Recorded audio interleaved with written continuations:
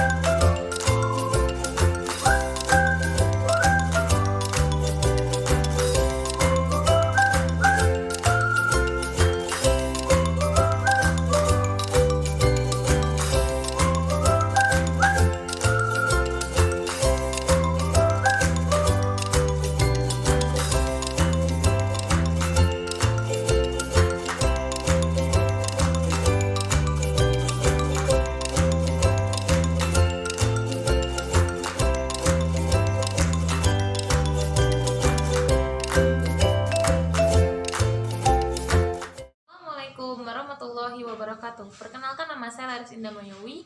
Saya mahasiswi Pendidikan Matematika Universitas Muhammadiyah Profesor Dr. Hamka. Di video kali ini, saya ingin menjelaskan tentang pengenalan lapangan persekolahan pertama atau PLP1. PLP1 ini saya melakukannya bersama teman-teman saya. Yang pertama ada Ajeng Nabila Saskia, yang kedua ada Ade Aswar, yang ketiga ada Ihsan Ramdhani Nasihin, yang keempat ada Afiful Haidar, yang kelima ada Syifa Fauzia. Di PLP1 ini, kami didampingi oleh Ibu Fitri Aliani, SPD MSI. Nah, tujuan dari diadakannya PLP1 ini adalah membuat kami, para mahasiswa, mengetahui secara langsung dari sekolah tersebut, baik sekolah yang swasta maupun yang negeri. Nah, kami melakukan observasi di sekolah SMAS Budi Warman 2 Jakarta. Nah, kenapa kita memilih sekolah SMAS Budi Warman 2 Jakarta? Hal itu karena terdapat simbol di sekolah tersebut, yaitu disiplin merupakan kunci kesuksesan. Karena simbol itulah yang membuat kita tertarik untuk mengobservasi sekolah tersebut. Nah, lalu sekolah ini terletak di Jalan Raya Bogor, KM 28, Pekayon, Pasar Rebo. Sekolah ini berdiri pada tahun 1990 oleh Bapak Amir Yahya Harahap. Nah, pada saat 1990 itu, sekolah tersebut masih terdiri dari 2 SMA dan 2 SMK. Lalu, seiring dengan berjalannya waktu, sekolah tersebut memilih untuk memisahkan diri baik SMA maupun SMK. Nah, itu tepatnya pada tahun 2006. Nah, 2006 ini sekolah tersebut berpisah dari SMA, SMK, SMK. Lalu, seiring dengan berjalannya waktu, berkembangnya zaman, sekolah ini sampai saat ini memiliki 17 kelas, yaitu untuk SMA-nya. Nah, sekolah ini dipimpin oleh kepala sekolah yang bernama Bapak Pardi Supardi. Nah, di atas Bapak Pardi Supardi ini terdapat yayasan. Yayasannya itu adalah putra dari pendiri sekolah SMA AS Budi Warman II ini. Nah, putranya tersebut bernama Bapak Alamsyah Harahap. Nah, setelah ada Bapak Alamsyah, di bawah Bapak Alamsyah itu terdapat beberapa wakabak dan litbang. Nah, setelah itu baru kita ke kepala sekolah. Kepala sekolahnya yang tadi saya sebutkan yaitu Bapak Pardi Supardi. Lalu setelah ada kepala sekolah, di sana ada wakil kepala sekolah. Wakil kepala sekolah terdiri dari 2, wakil kesiswaan dan wakil kurikulum. Untuk kesiswaan itu diduduki oleh Ibu Endang Yusrawati, dan untuk kurikulum diduduki oleh Bapak Fakhrudin. Nah, di sini di sekolah ini terdapat 45 guru yang menjadi pendidik di sana. Nah, di PLP 1 ini kami mewawancarai wakil kepala sekolah baik dari kesiswaan dan kurikulum, serta kami mewawancarai guru pamong dan siswa-siswi dari SMA AS Budi Warman II Jakarta. Nah, di sekolah ini banyak sekali yang saya dapatkan, baik dari pengetahuan tentang sekolah tersebut, mencoba fasilitas sekolah tersebut, dan masih banyak hal yang lainnya. Sekolah tersebut merupakan sekolah yang memiliki banyak sekali prestasi, baik dari akademik maupun non-akademik itu sendiri. Nah, dari akademik sendiri itu, sekolah tersebut selalu mengikuti OSN. Nah, OSN tersebut. Lalu untuk non-akademik, sekolah tersebut juga mengikuti lomba-lomba non-akademik. Contohnya, ada yang pernah menjuarai pencaksilat di tingkat internasional. Jangankan pencaksilat, dari ekstrakurikuler yang lainnya juga mereka kerap menjuarai gitu. Nah, di sekolah ini juga memiliki kegiatan positif.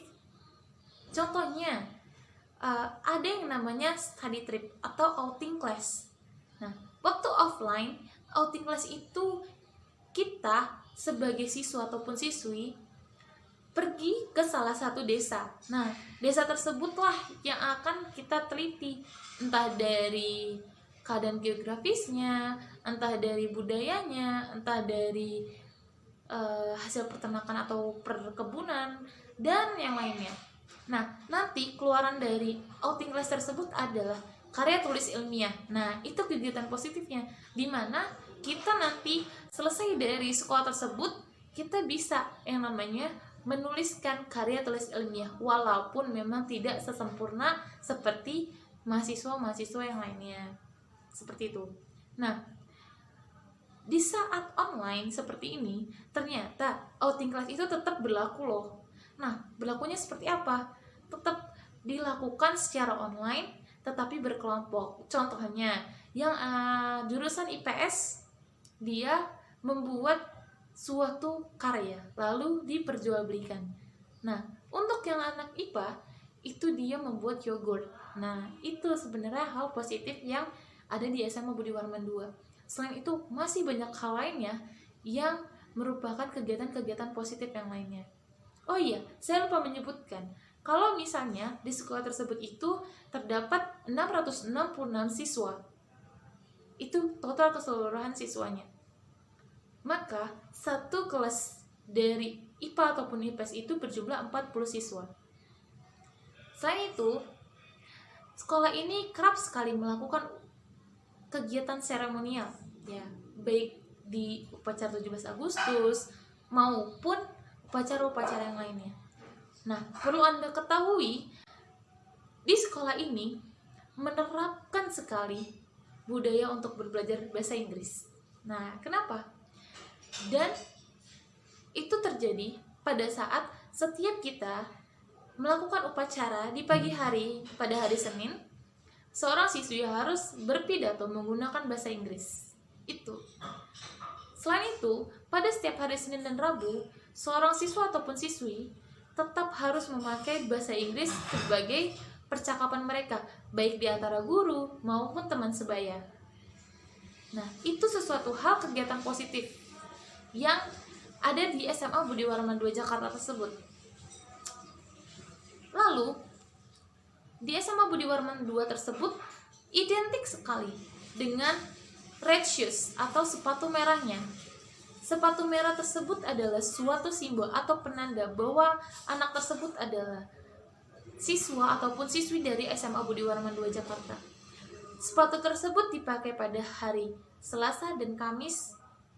Lalu ada juga baju hijau. Nah, baju hijau ini digunakan di hari Senin. Setelah itu, sekolah ini memiliki guru yang bervarian karakternya, bahkan guru-guru yang memang memiliki kualitas yang baik. Nah, guru ini dinilai dengan cara melakukan supervisi, lalu dari pimpinan itu memberikan angket kepada siswa-siswi yang akan disebarkan pada saat sebelum 17 Agustus dan diumumkan pada saat 17 Agustus. Nah, setelah itu, pada metode wawancara dengan guru pamong, kita sempat menanyakan bagaimana cara guru pamong itu ataupun cara guru-guru di sini mengajarkan pembelajaran kepada anak muridnya. Karena kan berbeda sekali antara offline dengan online. Kalau offline kita masih bisa melihat secara langsung proses pembelajaran, yaitu dengan apa? Sama-sama bertatap muka secara langsung dan menuliskannya di papan tulis. Tapi kalau online tersebut ini berbeda. Nah, pembelajaran digunakan itu pertama kali adalah menggunakan Google Classroom. Terus, seiring berkembangnya waktu, pembelajaran dilakukan secara Zoom meeting. Nah, di Zoom meeting inilah para guru menanamkan sifat yang namanya berusaha untuk seperti tatap muka seperti biasa, yaitu dengan menggunakan papan tulis yang ada di Zoom meeting tersebut. Nah, tetapi dengan media pembelajaran tersebut tidak mengurangi rasa siswa untuk menarik ke pelajaran tersebut. Dalam penilaian pembelajaran tersebut, yang dilakukan oleh guru adalah dengan menilai rasa tanggung jawab yang ada di siswa tersebut. Contohnya seperti apa? Pada saat pengumpulan tugas. Nah, pada saat pengumpulan tugas ini yang dinilai oleh guru tanggung jawabnya apakah diterapkan atau tidak. Seperti itu. Lalu, banyak sekali yang terdapat di fasilitas sekarang, baik secara offline maupun online. Fasilitas sekarang sangat memadai sekali, baik dari lapangannya, baik dari protokol kesehatannya, itu sangat memadai sekali dan berfungsi. Nah, waktu saya mewawancarai siswa-siswi dari SMA Budi Warman 2 Jakarta ini, mereka sangat senang bersekolah di SMA Budi Warman 2 Jakarta. Guru-gurunya yang baik, guru-gurunya yang menyampaikan pembelajarannya dengan pas untuk mereka, bahkan mudah dimengerti, guru yang mengayomi, dan masih banyak hal lainnya yang mengapa mereka sangat senang belajar di SMA Budi Warman 2 Jakarta. Oh, saya lupa mengingatkan bahwa di SMA Budi Warman ini memiliki organisasi-organisasi, baik organisasi yang ada untuk siswa yaitu OSIS, baik organisasi untuk gurunya tersebut. Organisasi untuk gurunya tersebut yaitu MGMP dan PGRI, serta masih banyak yang lainnya organisasi tersebut. Nah,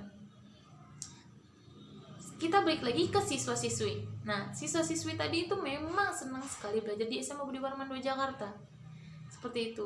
Namun yang disayangkan adalah keadaan pandemi yang seperti saat ini.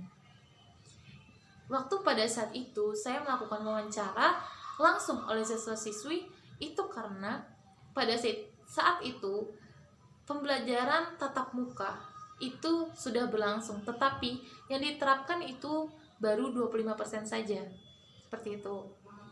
Nah, setelah saya mewawancarai siswa-siswi, saya kerap mewawancarai alumni dari SMA Budi Warman II Jakarta. Nah, alumni ini memang sangat bangga terhadap SMA Budi Warman II Jakarta. Mengapa? Karena dari logo disiplin merupakan kunci kesuksesan itu terbukti oleh keberhasilannya dia sekarang. Nah, seperti itu. Dari SMA Budi Warman II ini, kita banyak sekali melahirkan anak murid yang memiliki potensi bahkan menjadi seseorang yang sesuai dengan cita-citanya. Contohnya, ada yang menjadi polisi, ada yang menjadi tentara, ada yang menjadi guru, dan masih banyak yang lain.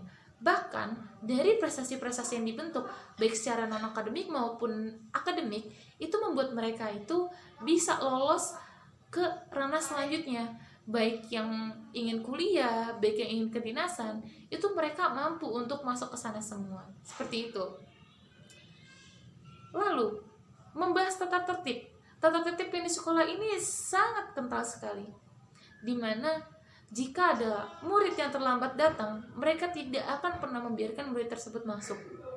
Namun, jika murid tersebut terlambat hanya 1 detik, ataupun terlambat pada saat upacara, mereka akan tetap dihukum. Gitu. Dihukumnya bagaimana? Ada caranya sendiri. Baik lari di lapangan, ataupun yang lainnya. Selain itu, tata tertib yang berlaku adalah pada saat upacara berlangsung, dan selesai upacara, terdapat pemeriksaan dari ujung rambut sampai ujung kaki. Nah, bagaimana kalau misalkan laki-laki tersebut mempunyai rambut yang panjang, itu akan langsung dipotong setelah upacara tersebut. Lalu dari sepatu mereka yang mereka gunakan, apakah sesuai atau tidak? Seperti itu. Nah, jadi kesimpulan dari sekolah ini adalah sekolah SMA Budi Warman ini merupakan sekolah swasta yang baik untuk kita sebagai orang-orang yang ingin bersekolah di sana gitu. Karena fasilitas yang digunakan atau fasilitas yang tersedia di sana itu sudah memadai dan sekolah tersebut memiliki akreditasi A. Seperti itu. Dan seperti yang tadi saya bilang, setelah wawancara dengan siswa ataupun alumni, mereka terbukti telah diayomi oleh beberapa guru ataupun semua guru yang ada di SMA Budi Warman II ini.